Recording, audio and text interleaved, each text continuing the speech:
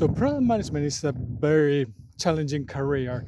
It's a career that it will put you in difficult situations sometimes where you have to figure out how you are going to deal with customers, how you are going to try to figure out what is valuable for them, how you're going to actually manage communications and stakeholders and bring them the information and clarity of what you're trying to do. There's also going to be the problems of trying to prioritize your work, trying to make sure that you are working in a cross-functional environment, that your teams are collaborating with each other, that you, as a product manager, are part of the team, that cross-functional team, and that you are not just a one-person band. But on top of that, during 2023, there have been other challenges that have been added to the bucket list of challenging tasks that a product manager has to do. Let's go through them.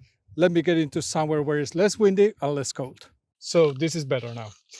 So one of the things that I wanted to talk now, and something that has been changing and being more challenging for product managers now in 2023, is that there has been the rise of different news and technologies and events that have changed a little bit the current outlook on the product management career. And that's something that I think that is important to touch upon. One of them, the first one, is all the layoffs that have been going on.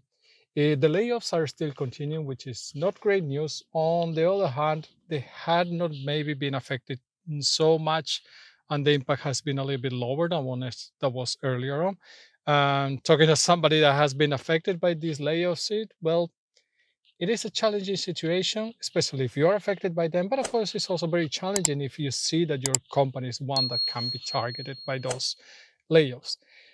In reality, at this point, is that tech companies are not being as much impacted as they were in the early stages.